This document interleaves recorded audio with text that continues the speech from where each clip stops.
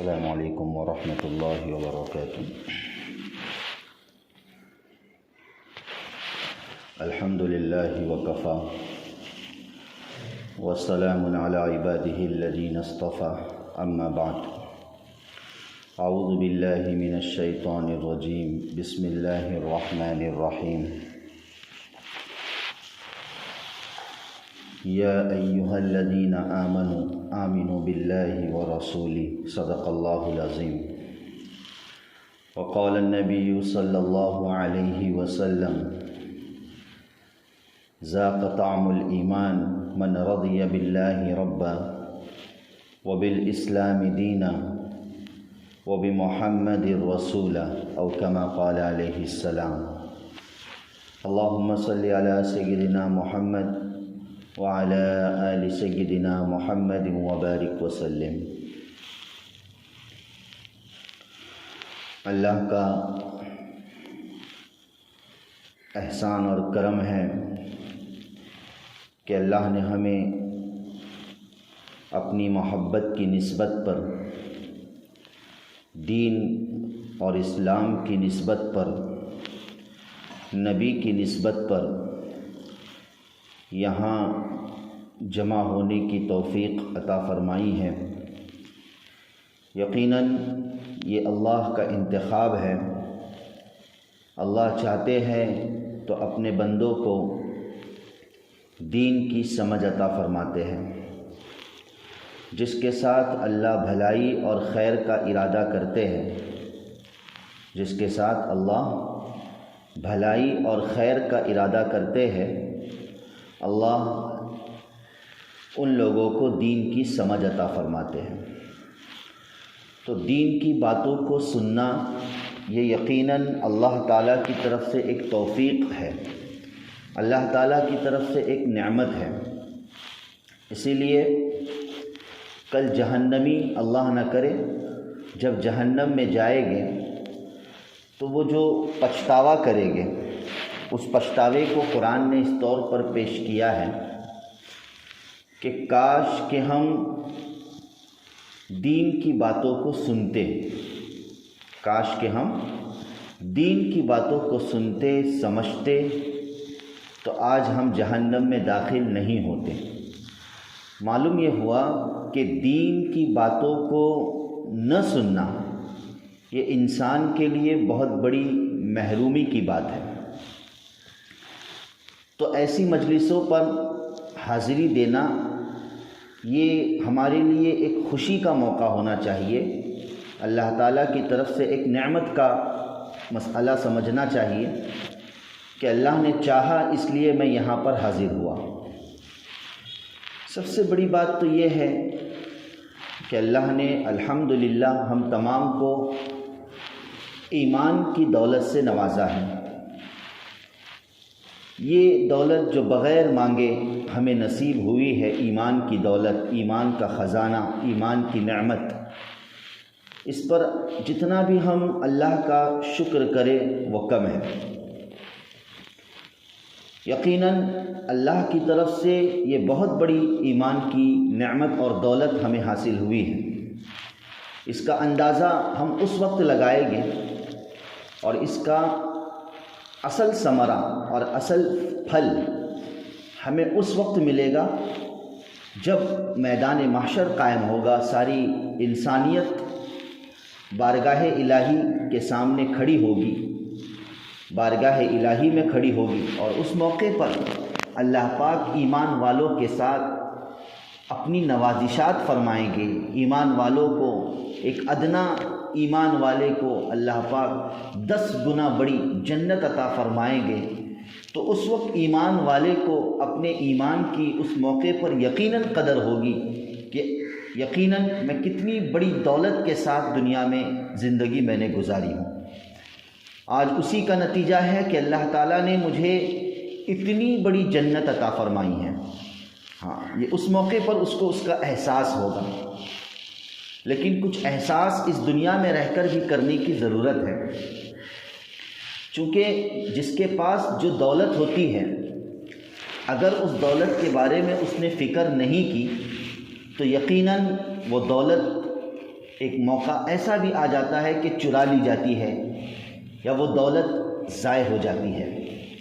ہم اپنے گھروں میں پیسہ رکھتے ہیں، زیورات رکھتے ہیں، تو ظاہر ہے کہ گھروں میں بہت ساری چیزیں رہتی ہیں۔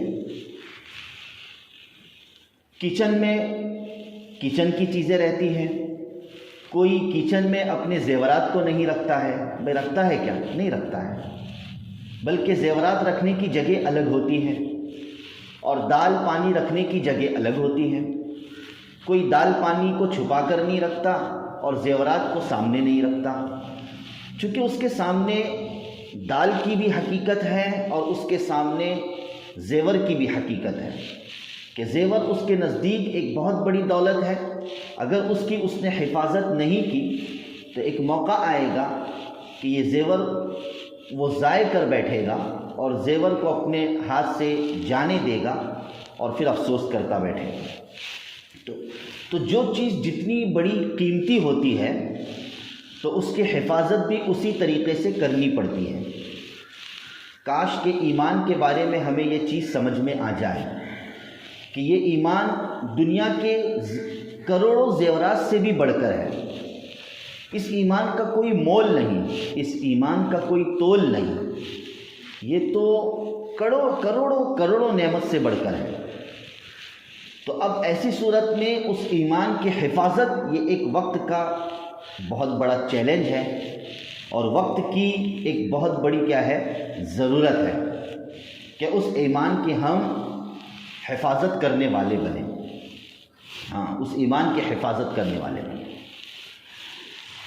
اللہ نے یہ جو نعمت ایمان کی ہمیں عطا فرمائی ہے وہ تو ہم سب کے پاس ہے۔ آپ کسی سے بھی پوچھئے، چاہے مرد سے پوچھے، چاہے عورت سے پوچھے، چاہے جوان سے پوچھے، چاہے بوڑھے سے پوچھے کہ بھائی آپ ایمان والے ہیں، تو سب یہی کہیں گے کہ ہاں الحمدللہ ہم ایمان والے ہیں۔ کوئی ایسا نہیں کہے گا انشاءاللہ کہ میں ایمان والا نہیں ہوں، بلکہ سب کہے گے کہ میں ایمان والا ہوں۔ لیکن اللہ کے رسول صلی اللہ علیہ وسلم نے اور خود قرآن کریم نے صرف ایمان کو پیش نہیں کیا ہے بلکہ ایمان کے معیار کو پیش کیا ہے۔ ایمان کی سطح کیا ہونی چاہیے، ایمان کا معیار کیا ہونا چاہیے۔ صرف نفس ایمان کافی نہیں، ہمیں ایمان کے معیار پر اترنا ہے، ہمیں ایمان کی سطح پر اترنا ہے۔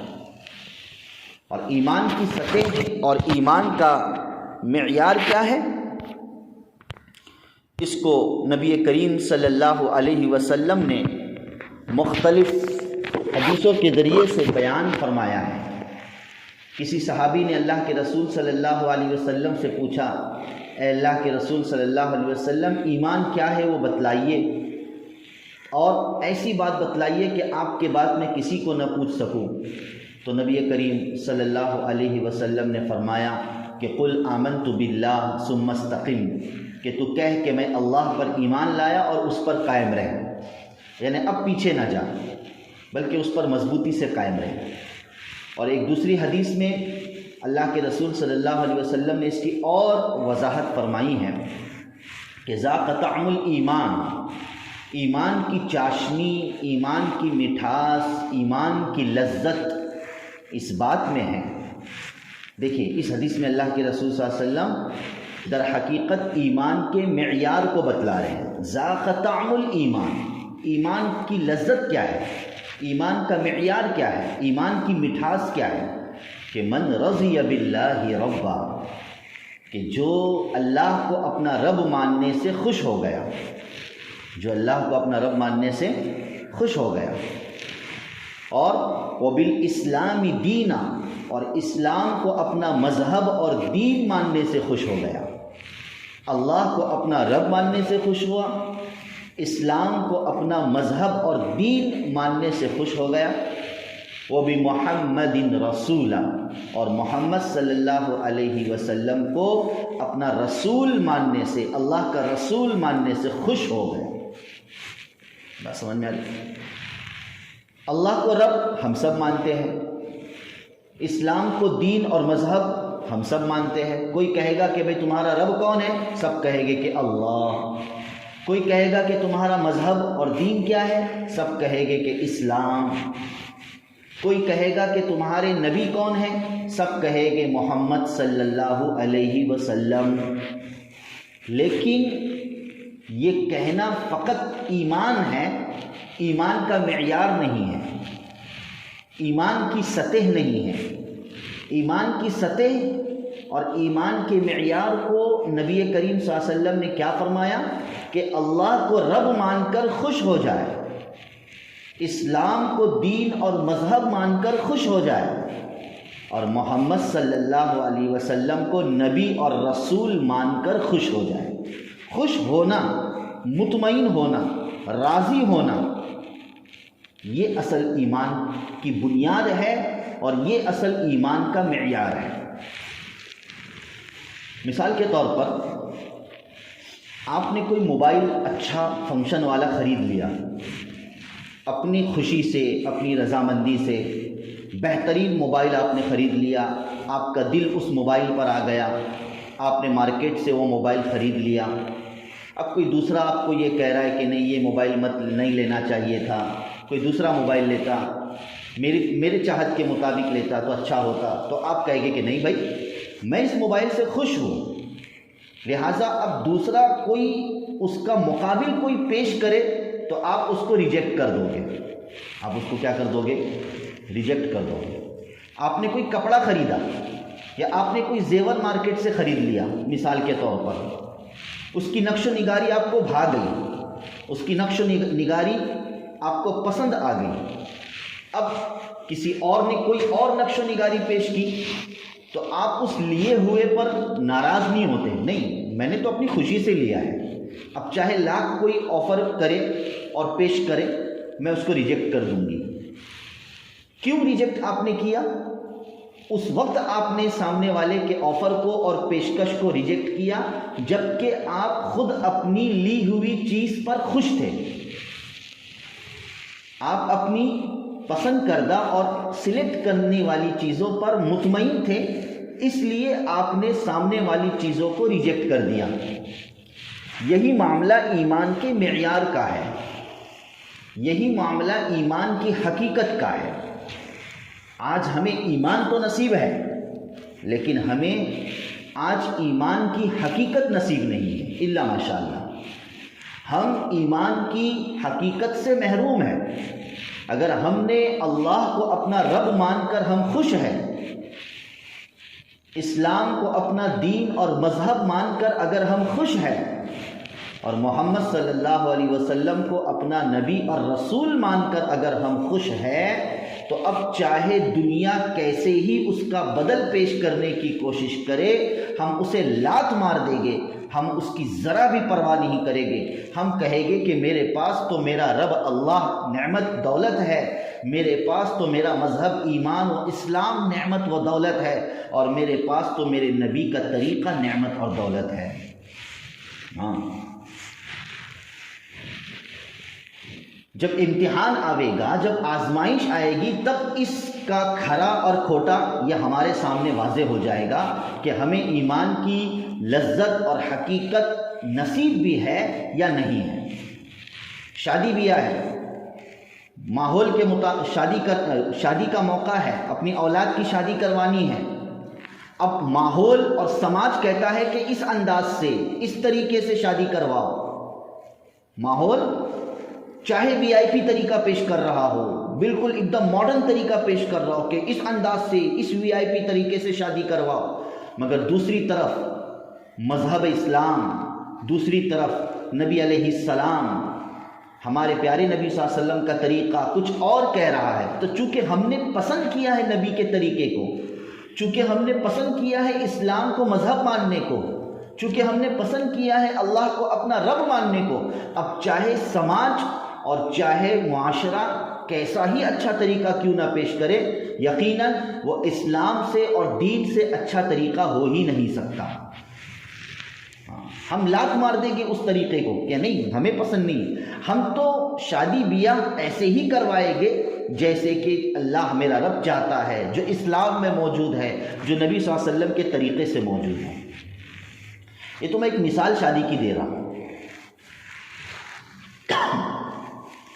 ایک شوہر کما رہا ہے، ایک مرد کما رہا ہے، اب کمانے کے اس کے سامنے ہزاروں طریقے ہیں، حلال طریقہ بھی ہے، حرام طریقہ بھی ہے، اور حرام طریقے میں کثرت اسے زیادہ نظر آ رہی ہے اور حلال طریقے میں کثرت اسے نظر نہیں آ رہی ہے کہ بھئی حلال راستے سے جائے گا تو اسے شارٹ روزی ملے گی، اسے بہت ہی محدود روزی ملے گی، اور اگر حرام طریقہ اختیار کرے گا تو ایسی صورت میں اسے زیادہ روزی مل سکتی ہے۔ قرآن کہہ رہا ہے وَلَوْ أَعْجَبَكَ كَثْرَةُ الْخَبِيثِ، اگرچہ حرام طریقے کی کثرت تجھے بھائے لیکن حرام راستے پر تو نہ جانا، لہٰذا حرام میں کثرت ہوتی ہے، کوانٹٹی زیادہ ہوتی ہے، لیکن اب ایک انسان جس نے سچے دل سے اور پیارے دل سے اللہ کو اپنا رب مانا ہے، ایمان کا معیار اسے حاصل ہو چکا ہے، تو وہ حرام طریقے کو لات مارے گا اور حلال طریقہ اختیار کرے گا، چاہے اس کے اندر قلت کیوں نہ ہو، اس لیے کہ وہ جانتا ہے کہ اگرچہ حلال طریقے میں قلت ہے، کمی ہے، لیکن اس کمی میں اللہ کی طرف سے برکت ہے، اس کمی میں اللہ تعالیٰ کی طرف سے رحمت ہے، اس کمی میں اللہ تعالیٰ کی طرف سے نصرت اور مدد ہے۔ جی ہاں، تو یہ ہے اصل ایمان کا معیار۔ اللہ ہم تمام کو یہ ایمان کا معیار نصیب فرمائے۔ زندگی کا کوئی بھی شعبہ سامنے آ جائے، چاہے سکھ کا شعبہ سامنے آئے، چاہے دکھ کا شعبہ سامنے آئے، ہر موڑ پر اور ہر شعبے میں پہلے فیصلہ رب سے، اسلام سے اور نبی سے وہ کرے گا۔ اگر اس فیصلے میں وہ بات اترتی ہے تو قبول کرے گا، اور اگر اس فیصلے میں یہ بات نہیں اترتی ہے تو اسے وہ ریجیکٹ کر دے گا۔ یہ در حقیقت ایمان کا معیار ہے۔ تو اللہ ہمیں وہ ایمان کا معیار نصیب فرمائیں۔ بہت بڑی چیز ہے ماؤ بہنوں، یہ بہت بڑی چیز ہے جو آج ہم اس سے محروم ہیں۔ ہم سمجھتے ہیں کہ ہم ایمان والے ہیں اور یہ ایمان ہمیں جنت تک پہنچا دے گا، اللہ ہم سب کو جنت تک پہنچائے، لیکن آج حالات ایسے ہیں کہ پتہ بھی نہیں کہ یہ ایمان مرتے دم تک باقی رہ بھی سکتا ہے یا نہیں رہ سکتا ہے۔ عجیب آج ماحول اور منظر ہے کہ فتنوں کے دور میں، آزمائش کے دور میں ایمان کی کیسی حفاظت کی جائے، ایمان کو کیسے بچایا جا سکے۔ یہ آج وقت کا ایک بہت بڑا چیلنج ہے۔ ہر طرف فتنے ہیں، ہر طرف آزمائشوں کا دور ہے، اور نبی کریم صلی اللہ علیہ وسلم نے اس زمانے کی در حقیقت عکاسی فرمائی ہے اور اس زمانے کی منظر کشی کی ہے۔ اللہ کے رسول صلی اللہ علیہ وسلم نے ذکر فرمایا کہ قیامت سے پہلے فتنوں کا دور اس طرح آئے گا اور فتنوں کی ایسی کثرت ہوگی کہ نبی کریم صلی اللہ علیہ وسلم نے فرمایا کہ بادروا بالاعمال فتنا کقطع اللیل المظلم۔ اللہ کے رسول صلی اللہ علیہ وسلم کی حدیث ہے کہ فتنوں کے دور میں ایسا فتنوں کا دور ہوگا کہ جیسے تاریک رات، گھٹا ٹوپ اندھیرا ہوتا ہے، اس طریقے سے یکے بعد دیگرے فتنے ہی فتنے آئیں گے۔ کبھی تو بارش کے ذریعے سے تشبیہ دی اللہ کے رسول صلی اللہ علیہ وسلم نے کہ جس طرح بارش کے قطرے فٹافٹ گرتے رہتے ہیں زمین پر، اسی طریقے سے فتنے، ایک فتنہ نہیں گیا دوسرا آیا، دوسرا نہیں گیا تیسرا آیا، اس طرح کثرت سے قیامت سے پہلے پہلے فتنے آئیں گے۔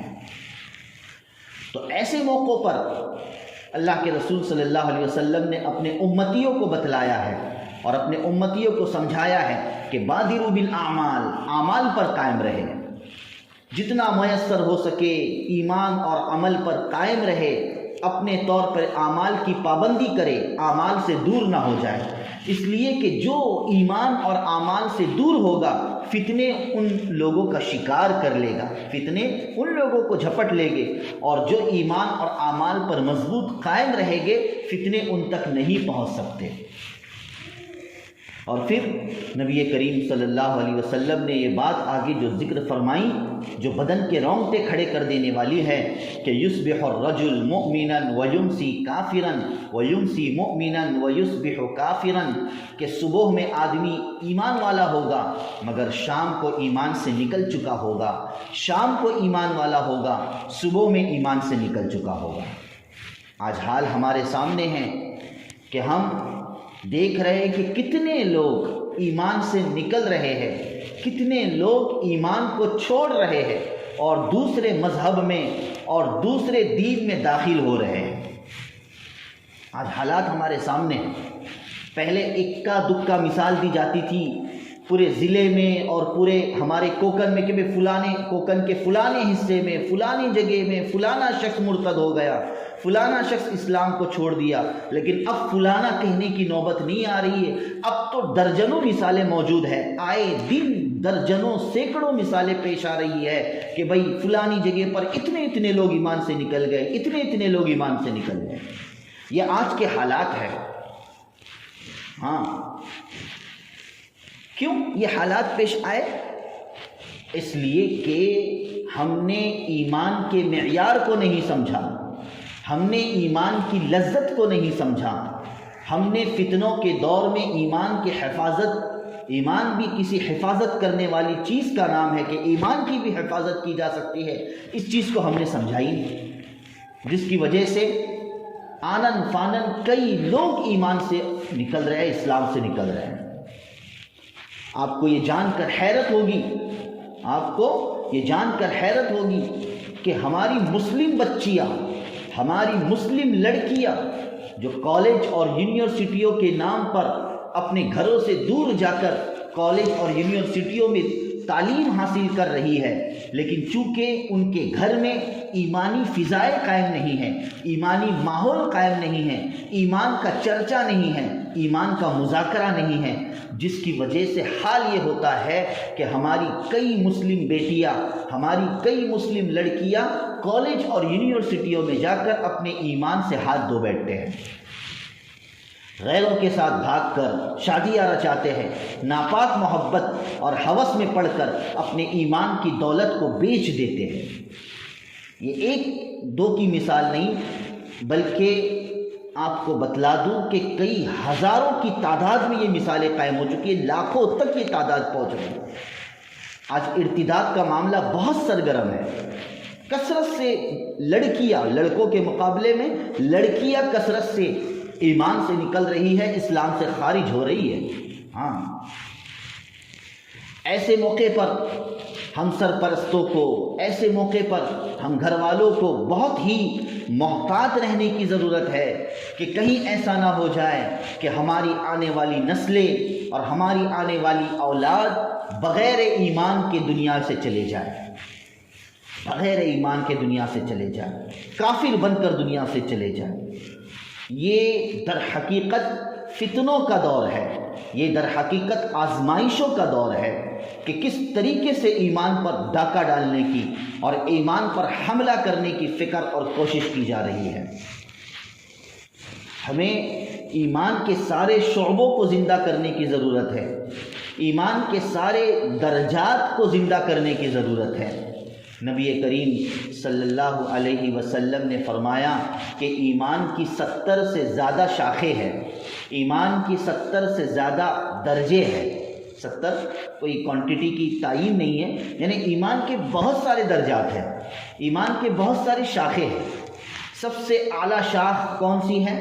نبی کریم صلی اللہ علیہ وسلم نے فرمایا قول لا الہ الا اللہ، کہ لا الہ الا اللہ کا اقرار کرنا کہ اللہ ایک ہے، میں اسی کے سامنے جھکوں گا، اسی کی عبادت کروں گا، اس کے ساتھ کسی کو میں شریک نہیں کروں گا۔ یہ ایمان کا سب سے بڑا معیار ہے اور یہ ایمان کا سب سے بڑا درجہ ہے۔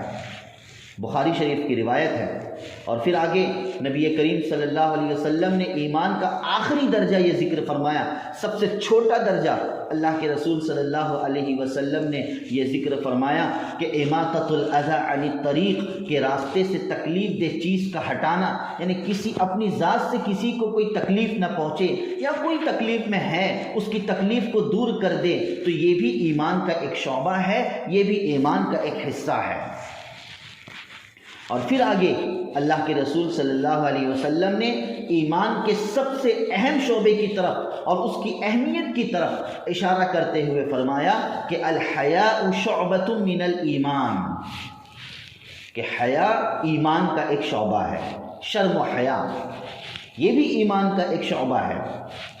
حالانکہ سارے شعبے اللہ کے رسول صلی اللہ علیہ وسلم نے فرسٹ اینڈ لاسٹ ذکر کر کے سارے شعبے کی طرف اشارہ کر دیا، مگر پرسنلی حیا کو ذکر کر کے اللہ کے رسول صلی اللہ علیہ وسلم حیا کی اہمیت کو بتلانا چاہتے ہیں، حیا کے مقام اور مرتبے کو اللہ کے رسول صلی اللہ علیہ وسلم بتلانا چاہتے ہیں کہ یاد رکھو حیا بھی ایمان کا ایک حصہ ہے، حیا بھی ایمان کا ایک شعبہ ہے۔ ماؤ بہنوں، آج ہمیں حیا سیکھنے کی ضرورت ہے، آج ہمیں حیا کو سمجھنے کی ضرورت ہے کہ حیا کسے کہتے ہیں۔ اگر ہم سمجھیں گے تو ہم اپنی بیٹیوں کو حیا سمجھائیں گے، ہم اپنی اولادوں کو حیا کا درس دیں گے، حیا کیا چیز ہے وہ بتلائیں گے۔ ہاں، قرآن کریم نے خصوصاً عورتوں کے تعلق سے، اس کا یہ بھی مطلب نہیں ہے کہ حیا صرف عورتوں کے لیے ہے، نہیں، حیا تو عورت کے لیے بھی ہے، حیا تو مرد کے لیے بھی ہے، لیکن قرآن کریم نے عورتوں کو زیادہ اس کے اوپر روشنی ڈالتے ہوئے قرآن کریم نے عورت کن کن چیزوں میں حیا کا طریقہ اختیار کر سکتی ہے اور بے حیائی کے راستے سے بچ سکتی ہے، ان اسلوب کو اور ان اصول کو اور ان طریقوں کو قرآن کریم نے بیان فرمایا ہے۔ ہاں، آج ہم یہ سمجھتے ہیں، معاف کیجئے گا، کہ اگر عورت نے برقع پہن لیا، اگر عورت نے اپنے چہرے کو چھپا لیا تو یقیناً بے شک یہ حیا کی بات ہے کہ یہ عورت بڑی باحیا ہے جو برقعے میں اپنے آپ کو چھپاتی ہے، جو پردے میں اپنے آپ کو رکھتی ہے۔ یقیناً برقعے اور پردے کو اختیار کرنا یہ حیا کی ایک بہت بڑی دلیل ہے، لیکن حیا اسی پر ختم ہو جاتی ہے ایسی بات نہیں ہے، بلکہ یہاں سے تو حیا کی ابتدا ہوتی ہے، اور بھی حیا کی چیزوں پر عمل کرنا ہے، اور بھی پاک دامنی کی چیزوں پر عمل کرنا ہے۔ وگرنہ آپ کو بتلا دوں کہ جو میں نے ابھی کہا کہ کالج اور یونیورسٹیوں میں بہت سی لڑکیاں اسلام سے نکل رہی ہے، یہ وہ لڑکیاں نہیں ہیں جو بغیر برقعے کے کالج اور یونیورسٹیوں میں جاتی تھی، بلکہ یہ وہ لڑکیاں ہیں جو بالکل پردے کی پابندی کے ساتھ ہاتھوں میں گلوز پہن کر، چہرے پہ نقاب ڈال کر، باقاعدہ شرعی برقع پہن کر کالج اور یونیورسٹیوں میں جانے والی یہ لڑکیاں، انہوں نے اس برقعے کا، اس پردے کا، اس حجاب کا کوئی احترام نہیں کیا اور یہ کہ ایمان اور اسلام سے نکل گئی۔ ہاں، تو پردہ اور برقع یہ حیا کا ایک طریقہ ضرور ہے، مگر اس کو مکمل حیا نہیں کہا جائے گا، بلکہ حیا کے درس تو اور بھی ہے کہ ایک عورت بحیثیت عورت کس طریقے سے وہ اپنے ماحول اور معاشرے میں رہے، اور خدا نخواستہ اگر کسی اجنبی سے بات کرنے کا اس کو موقع آ جائے کہ کسی اجنبی سے اس کو بات کرنے کی ضرورت ہو، تو قرآن کریم نے اس طریقے کو بھی بتلایا ہے کہ کس طریقے سے عورت اجنبی سے بات کرے۔ قرآن کہتا ہے فَلَا تَخْضَعْنَ بِالْقَوْلِ فَيَطْمَعَ الَّذِي فِي قَلْبِهِ مَرَضٌ، کہ تم اپنی اصل آواز میں اور لچکدار آواز میں ایک اجنبی سے بات مت کرو، ورنہ جس کے دل میں مرض ہے، جس کے دل میں بیماری ہے، جس کے دل میں ہوس پرستی ہے، وہ تمہارے تعلق سے بدنیتی میں مبتلا ہو سکتا ہے۔ تو جب یہ آیت نازل ہوئی تو صحابیات کا یہ طریقہ ہوا کرتا تھا کہ جب کسی اجنبی سے بات کرنے کی نوبت آتی تو اپنے منہ پر ہاتھ رکھا کرتی تھی، اپنے منہ پر ہاتھ رکھا کرتی تھی اور اپنی آوازوں میں بتکلف جاڑا پن لا کر بات کیا کرتی تھی تاکہ قرآن کریم کی اس آیت پر عمل ہو جائے۔ سبحان اللہ، یہ ساری چیزیں سیکھنے کی ہے، ہمیں پتہ ہی نہیں ہے۔ عورت کے چلنے کو بھی قرآن کریم نے ایک صحیح ڈھنگ سے پیش کیا ہے کہ عورت چلے تو اس کے چلنے کا انداز بھی کیسے ہو۔ قرآن بتلاتا ہے کہ وَلَا يَضْرِبْنَ بِأَرْجُلِهِنَّ لِيُعْلَمَ مَا يُخْفِينَ مِنْ زِينَتِهِنَّ، کہ عورت اگر چلے تو خاموشی سے چلے آہستہ سے چلے، ایسے اپنے پیروں کو نہ مارے زمین پر جس سے اس کے پازیب کی آواز، جس سے اس کے چلنے کی آواز اور جوتوں کی آواز کسی مردوں کے کان میں پڑ سکے۔ اللہ اکبر! اتنی گویا کہ باریکی اسلام نے عورت کے تعلق سے پیش فرمائی ہے۔ یہ کوئی اس کے لیے قید نہیں ہے، یہ تو اس کی حفاظت شریعت بتلا رہی ہے کہ عورت اپنی حیا اور پاک دامنی کو کیسے بچا سکتی ہے اور اس کی حفاظت کیسے کر سکتی ہے۔ اللہ کی قسم، جب تک قرآن کریم پر عمل نہ کرے اس وقت تک حیا اور پاک دامنی کی حفاظت نہیں ہو سکتی ہے۔ تو چلنے کے ڈھنگ کو بھی، چلنے کے انداز کو بھی قرآن کریم نے بتلا دیا ہے، اور اللہ کے رسول صلی اللہ علیہ وسلم نے ذکر فرمایا کہ جب عورت چلے تو چلتے وقت بیچ سڑک سے نہ چلے، درمیانے سڑک سے نہ چلے، بلکہ سڑک کے کنارے سے چلے۔ صحابیات فرماتی ہے کہ جب اللہ کے رسول صلی اللہ علیہ وسلم نے ہمیں یہ تعلیم دی تو ہمارے چلنے کا یہ طریقہ ہوا کرتا تھا کہ ہم سڑک کے کنارے دیوار سے چپک کر اس طریقے سے چلتے تھے کہ کبھی کبھار تو ہمارے دوپٹے وہاں پر پھنس جاتے تھے اور گویا کہ ایسا لگتا تھا کہ ابھی گویا کہ دوپٹے پھٹ جائیں گے، اتنا چپک چپک کر دیواروں سے ہم چلا کرتے تھے۔ یہ تھے صحابیات جو فوری طور پر اللہ کے رسول صلی اللہ علیہ وسلم کی باتوں پر اور دین و اسلام کی باتوں پر عمل کرنے والی عورتیں ہوا کرتی تھیں۔ تو ہر موقع کی حیا اور ہر موقع کی شرم اور پاک دامنی ایک الگ طریق اور ایک الگ نرالا انداز رکھتی ہے جسے ہمیں سیکھنا ہے اور ہمیں ہماری اولادوں کو سکھلانا ہے، ہمیں ہماری اولادوں کو سکھلانا ہے، یہ بہت ضروری ہے۔ اور انہی چیزوں سے ایمان بچتا ہے، انہی چیزوں سے ایمان باقی رہتا ہے۔ ایمان کی اگر ہم رٹ لگائے اور دوسری طرف ایمان کے درجات کو اور ایمان کی شاخوں کو ہم کمزور کرتے چلے جائیں تو پھر ایمان باقی نہیں رہتا۔ گناہ اور نافرمانیوں کی وجہ سے ایمان کمزور ہوتا چلا جاتا ہے، اللہ کی نافرمانی کی وجہ سے ایمان کمزور سے کمزور تر ہوتا چلا جاتا ہے۔ ہمیں چاہیے کہ ہم حتی الامکان اللہ کی نافرمانی سے بچے، اللہ کو ناراض کرنے سے بچے، تاکہ ایمان کی حقیقت اور ایمان کی لذت ہمیں نصیب ہو جاوے۔ آج ہم، اللہ معاف فرمائے، گھروں میں بہت سی چیزوں کے چرچے ہوتے ہیں، گھروں میں دنیاوی اعتبار سے بہت سی باتیں ہوتی ہے، مگر بہت کم گھرانے ہوتے ہیں جن گھرانوں میں اللہ اور اس کے رسول کے چرچے ہوا کرے، جن گھرانوں میں اللہ اور اس کے رسول کو یاد کیا جاتا ہو، ایمان کے مذاکرے ہوتے ہو۔ یہ بہت کم گھر ہوتے ہیں۔ ضرورت اس بات کی ہے کہ ہم کثرت سے اپنے اولادوں کے سامنے، اپنی نسلوں کے سامنے، اپنے چھوٹوں کے سامنے ایمان کے بار بار مذاکرے کرنے والے بنیں، اپنے بچوں کے عقیدے کو بنانے کی فکر اور کوشش کرے کہ بھئی ایمان، اللہ پر کس طریقے سے ایمان رکھنا چاہیے۔ کرنے دھرنے والی ذات اللہ کی ہے، دینے والی ذات اللہ کی ہے۔ کیوں نہیں ہم اپنے بچوں کو بتلاتے ہیں کہ بھئی یہ سب چیزیں جو ملتی ہے تمہیں کھانے پینے کو، یہ کوئی اور نہیں دیتا، یہ اللہ دیتے ہیں۔ دینے والی ذات کس کی ہے؟ اللہ کی ہے۔ ہماری ماؤں نے اور اسلاف میں عورتوں نے کس طریقے سے اپنے بچوں کی تربیت کی، اس کی مثالیں ہمارے سامنے موجود ہیں۔ حضرت خواجہ بختیار کاکی رحمۃ اللہ علیہ، ہم جانتے ہوں گے ان کا واقعہ، اپنے وقت کے ایک بہت بڑے اولیاء اللہ میں ان کا شمار ہوتا ہے، اپنے وقت کے ایک بہت بڑے ولی ہے خواجہ بختیار کاکی رحمۃ اللہ علیہ۔ ان کی والدہ نے اپنے بچے کی تربیت اس طریقے پر کی کہ وہ تربیت ہی کا نتیجہ تھا کہ حضرت خواجہ بختیار کاکی یہ اپنے وقت کے بہت بڑے اللہ والے بن گئے۔ والد کا سایہ تو بچپن ہی سے سر سے اٹھ چکا تھا۔ ماں نے بہترین طریقے سے اپنے بچے کی تربیت کی، اور جب بھی ماں کھانے دیتی تو کھانا دینے سے پہلے بچے کو یہ کہواتی کہ بھائی تو اللہ سے مانگ، اللہ کے سامنے دعا کے لیے ہاتھ اٹھا کہ یا اللہ مجھے کھانا دے۔ اور پھر جب وہ بچہ اپنے معصوم ہاتھوں کو اللہ کے حضور اٹھاتا تو ماں چپکے سے اس کے سامنے کھانا رکھ دیتی تھی، اور پھر ماں اس کا یہ ذہن بناتی تھی کہ دیکھا تو نے اللہ سے مانگا اس لیے اللہ نے کھانا دیا۔ یہی معمول رہا کہ ہمیشہ جب بھی وہ کھانا دینا چاہتی اور بچہ کھانا مانگتا تو ماں کہتی کہ پہلے اللہ سے مانگ، اللہ ہی تجھے کھانا دے گا۔ بچہ جب آنکھ اٹھا کر آسمان کی طرف دیکھتا اور دعا کرتا، ماں چپکے سے وہ کھانے کی پلیٹ بچے کے سامنے رکھ دیا کرتی تھی۔ ایک دفعہ ایسا ہوا کہ کسی کام کی وجہ سے وہ ماں گھر سے باہر چلی گئی، کسی کام کی وجہ سے وہ ماں گھر سے باہر چلی گئی، کھانے کا وقت ہو گیا۔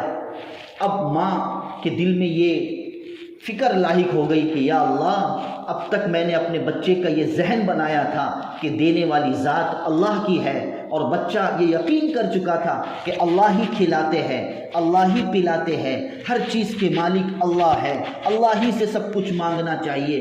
یا اللہ، کھانے کا وقت ہو چکا ہے، میں کھانے کے موقع پر وہاں نہیں پہنچ سکتی ہوں۔ آج جب بچے کے دل میں یہ تمنا پیدا ہوگی کہ مجھے کھانا چاہیے، اور جب وہ تیرے حضور ہاتھ اٹھائے گا اور اگر وہ کھانا اسے سامنے نہ ملے تو یا اللہ، میرے بچے کا ایمان کمزور ہو جائے گا، میرے بچے کا عقیدہ کمزور ہو جائے گا، یا اللہ میری لاج رکھ لے۔ لہٰذا اسی فکر میں دوڑے دوڑے وہ اپنے گھر پہ آتی ہے، دیکھتی ہے کہ بچہ بالکل مطمئن کھیل رہا ہے۔ بچے سے پوچھا کہ بیٹا، تو نے کھانا نہیں کھایا ہوگا، چل میں تجھے کھانا دیتی ہوں۔ تو بچہ کہتا ہے کہ امی، میں کھانا تو کھا چکا ہوں۔ ماں نے کہا کہ بیٹے، کھانا کیسے کھایا تو نے؟ کہا کہ اللہ، اسی طریقے سے کھایا جیسے کہ میں روز کھاتا ہوں۔ تو نے ہی تو مجھے سکھلایا ہے کہ جب کھانے کی ضرورت پیش آ جائے تو اللہ سے مانگ لیا کر۔ تو میں نے اللہ سے مانگ لیا تو اللہ نے مجھے کھانا دے دیا۔ ہاں، اور ایک بات میں امی کہنا یہ چاہتا ہوں کہ آج کا کھانا تو عام دنوں کے مقابلے میں سب سے لذت والا کھانا تھا۔ سبحان اللہ! دیکھیے اللہ کی مدد کیسے آتی ہے۔ اللہ نے جنت سے کھانا کھلایا جو دنیا کے کھانوں سے 100 کئی گنا بڑھ کر اور بہتر کھانا ہے۔ تو یہی بچہ آگے چل کر پھر بختیار کاکی بن گیا، رحمت اللہ علیہ، اللہ والے بن گئے۔ ہاں، تو یہ ماں کی تربیت کا یقیناً ایک بہت بڑا اثر ہوتا ہے۔ ہم اپنے اولاد کی ایمانی تربیت کریں، اپنے اولاد کی ایمانی فکر کرنے والے بنیں۔ ہاں، بہت ضروری ہے۔ جیسا ہمارا کردار ہوگا، جیسا ہمارا طریقہ کار ہوگا، ہماری نسلوں پر، ہماری اولادوں پر وہی اثر پڑے گا۔ مولانا ذوالفقار نقشبندی مد ظلہ العالی نے ایک بہترین، بہت بڑی اللہ والی شخصیت ہے، انہوں نے ایک بہترین واقعہ یہ پیش فرمایا ہے کہ ایک بچہ جو مکتب میں گیا پڑھنے کے لیے تو دیکھا گیا کہ وہ 7 پاروں کا حافظ تھا۔ ابھی تو اس کا قرآن بھی شروع نہیں ہوا، مگر بسم اللہ کرنے کے لیے، الف با پڑھنے کے لیے گیا، مگر معلوم ہوا کہ وہ تو 7 پاروں کا حافظ ہے۔ ایسے کیسے حافظ بن گیا؟ جب تحقیق کی گئی، تفتیش کی گئی تو پتہ چلا کہ خود اس کی ماں 7 پاروں کی حافظ تھی۔ اس کی ماں خود 7 پاروں کی حافظہ تھی، اور ماں کا معمول یہ تھا کہ جب بچہ پیٹ میں تھا تو ایام حمل میں وہ قرآن پڑھا کرتی تھی، 7 پاروں کی تلاوت کیا کرتی تھی۔ جب بچے کو دودھ پلاتی تھی تو دودھ پلاتے وقت بھی 7 پاروں کی تلاوت کرتی تھی۔ اس کا یہ اثر ہوا کہ وہ 7 پارے خود بخود اس اولاد کے جسم میں اور اولاد کے دل و دماغ میں بس گئے۔ آج کوئی بڑی بات نہیں ہے، آج ایک موبائل سے دوسرے موبائل میں پورا ڈیٹا ٹرانسفر ہوتا ہے، اس پر تو ہمارا یقین ہے۔ کیا ایک انسان سے دوسرے انسان کے اندر چیز منتقل نہیں ہو سکتی؟ اگر اللہ چاہے تو ضرور ہو سکتی ہے بھائی۔ تو وہ 7 پاروں کا حافظ تھا، اور یہی وجہ تھی کہ جب اس سے 8واں پارہ پڑھنے کے لیے کہا گیا تو وہ نہیں پڑھ پایا، چونکہ وہ 7 پارہ ہی سن چکا تھا۔ تو معلوم یہ ہوا کہ اچھی چیز بھی ایک انسان کے اندر جا سکتی ہے، خدا نخواستہ بری چیزیں کیا نہیں جائے گی؟ وہ بھی جاوے گی۔ اگر ہم اپنی اولاد کے سامنے غلط طریقہ اختیار کر رہے ہیں، غلط تربیت کر رہے ہیں، گانے بجانے سن رہے ہیں اور غلط باتیں اور گالیاں دے رہے، تو اس کا بھی اثر ان بچوں پر جا سکتا ہے۔ تو ضرورت ہے کہ ہم اپنے ایمان کی فکر کریں، ایمانی ماحول کو بنانے کی فکر کریں، ایمانی معاشرہ قائم کرنے کی فکر کریں۔ الحمدللہ اس سلسلے میں بہت سی فکریں ہوتی ہیں، ان فکروں میں سے ایک فکر اللہ کے فضل و کرم سے، اللہ کی طرف سے عطا کردہ دولت، یہ دعوت و تبلیغ کی دولت ہے اور دعوت و تبلیغ کی نعمت ہے کہ اس دعوت و تبلیغ کے ذریعے سے فکر یہ کی جاتی ہے کہ ہر گھر میں ایمان کا چرچا ہو، ایمان کا مذاکرہ ہو، ایمان کے تقاضوں پر ہم اترنے والے بن جاویں۔ اس لیے پابندی سے مستورات کے لیے گزارش ہے کہ اپنے گھروں میں تعلیم کی فکریں کریں، اپنے گھروں میں تعلیم کی فکریں کریں، اور کوئی گھر بغیر تعلیم کے باقی نہ رہے، ہر گھر میں تعلیم کی فکریں کریں، اور اپنے گھر کے مردوں کو اور اپنے گھر کے دیگر افراد کو مسجد والے اعمال سے لگے رہنے کی فکریں کروائے، اور ان کو ترغیب دیں کہ وہ مسجد والے اعمال سے جڑے رہے، جس کا مقصد یہی ہے کہ ایمان زندہ ہو اور ایمان کی سطح پر ہم آ جائیں اور ایمان کے معیار پر ہم آنے والے بن جاویں۔ اسی لیے ابھی فروری مہینے میں بھی انشاءاللہ پورے ضلع کا اجتماع آنے والا ہے، تو اس اجتماع کی ابھی سے ہم فکر کریں، گھر میں مردوں کو تیار کریں تاکہ وہ کثیر تعداد میں کثرت سے اس اجتماع میں شرکت کرنے والے بن جاوے۔ مقصد یہی ہے کہ یہ دینی ماحول اور دین کی باتوں کو سن کر انشاءاللہ اللہ کی یاد تازہ ہوگی، نبی کی یاد تازہ ہوگی، اور ہم حتی الامکان شیطانی حربے سے اور شیطانی ہتھ کنڈوں سے اپنے آپ کو محفوظ رکھنے والے بن سکتے ہیں۔ بہرحال یہ چند باتیں تھی، آپ تمام یہاں جو جمع ہوئے ہیں، اللہ پاک آپ کے اس جمع ہونے کو بے انتہا قبول فرمائے، خیر اور ہدایت کا ذریعہ بنائے، نجات کا ذریعہ بنائے۔ اعمال کی پابندی ہم کرتے رہے، اس لیے کہ عمل سے ہی زندگی بنتی ہے، اور یہ کہ عمل ہی کے ایمان اور اعمال، قرآن کریم میں ان دو چیزوں کا بار بار تذکرہ کیا گیا ہے کہ ان الذین آمنوا وعملوا الصالحات، آمنوا وعملوا الصالحات، کہ جو ایمان والے ہیں، جنہوں نے اعمال صالحہ اختیار کیا، ان کے لیے جنت ہے۔ تو ہم ایمان کے ساتھ ساتھ اعمال کی پابندی کریں، اور اعمال میں سب سے اہم میں عمل نماز کی پابندی کریں۔ نماز ہماری زندگی سے کبھی چھوٹنے والی نہ بنے، ہمیشہ ہم نماز کے پابند رہے۔ کبھی بھی اکثر یہ ہوتا ہے، معاف کیجئے گا، کہ عورتوں کی نمازیں وقت کی پابندی نہ کرنے کی بنا پر اکثر و بیشتر عورتوں کی نمازیں چھوٹ جاتی ہے۔ نہیں، ایسا نہیں ہونا چاہیے۔ گھر میں برکت کو اگر قائم رکھنا ہے تو سب سے پہلا بنیادی عمل یہ ہے کہ ہم گھروں میں نماز پڑھنے والے بنیں، وگرنہ حدیث سے ثابت ہے کہ جس گھر میں سجدہ نہیں ہوتا ہے، جس گھر میں قرآن کی تلاوت نہیں ہوتی ہے، وہ گھر بمثل قبرستان ہوتا ہے، کہ جس طرح قبرستان میں نماز نہیں پڑھی جاتی، اسی طرح وہ گھر اور قبرستان دونوں گویا کے برابر ہو گئے۔ اگر ہم اپنے گھروں کو قبرستان بنانے سے بچنا چاہتے ہیں تو ضروری ہے کہ ہم اپنے گھروں میں نماز کی پابندی کریں، اعمال کی پابندی کریں، قرآن کریم کی کثرت سے تلاوت کرنے والے بنیں۔ ماں و بہنوں، آج وقت ہو چکا ہے، معافی چاہتا ہوں کہ آج ضرورت یہ ہے کہ ہم کثرت سے قرآن کریم کی کم سے کم ایک صفحہ، ایک رکوع پڑھنے کی عادت ڈالنے والے بن جائے۔ ایک رکوع اور ایک صفحہ۔ آج کتنی دفعہ ہمارے ہاتھ میں موبائل، ضرورت نہیں تب بھی اکثر و بیشتر ہمارے ہاتھوں میں موبائل رہتا ہے، ہوتا ہے کہ نہیں؟ جب بیٹھ جاتے ہیں فرصت میں موبائل کو ایسے ہی، حالانکہ کچھ ضرورت نہیں کسی فنکشن میں جانے کی، لیکن پھر بھی جاتے رہتے ہیں، اپنے وقت کو گزارتے رہتے ہیں۔ نعوذ باللہ من ذالک، یہ دجالی فتنہ ہے جو ہمارے اعمال کو برباد کرنے کے لیے دنیا میں آیا ہے، مگر کیا کرے، ضرورت ہے، مجبوری ہے اس کے استعمال کی، تو اس کا استعمال بحیثیت مجبوری ہی رکھے، اس کا استعمال بحیثیت ضرورت ہی رکھے، وگرنہ یقیناً یہ دجالی فتنہ موبائل ہمارے اعمال کو برباد کرنے کے لیے دنیا میں آیا ہے، ہمارے ایمان کو برباد کرنے کے لیے دنیا میں آیا ہے۔ اس لیے ہم بہت محتاط رہے اور زیادہ سے زیادہ قرآن کریم کی تلاوت کرنے والے بنیں، قرآن کریم کی تلاوت کے پابند بن جائیں۔ صرف رمضان کا موقع نہیں بلکہ ہر موقع، ہر لمحے ہم زیادہ سے زیادہ قرآن کریم کی تلاوت کرنے والے بنیں۔ اللہ پاک کئی سنی باتوں پر عمل کرنے کی توفیق نصیب فرمائے۔ آج کے اس اجتماع کو، آج کے اس جڑنے کو اللہ پاک خیر اور ہدایت کا ذریعہ بنائے۔ پوری بستی میں اللہ پاک امن اور سکون اور اطمینان نازل فرمائے۔ جو بیمار ہے انہیں صحت، تندرستی اور عافیت، شفائے کاملہ، عاجلہ، دائمہ، مستمرہ اللہ پاک نصیب فرمائے۔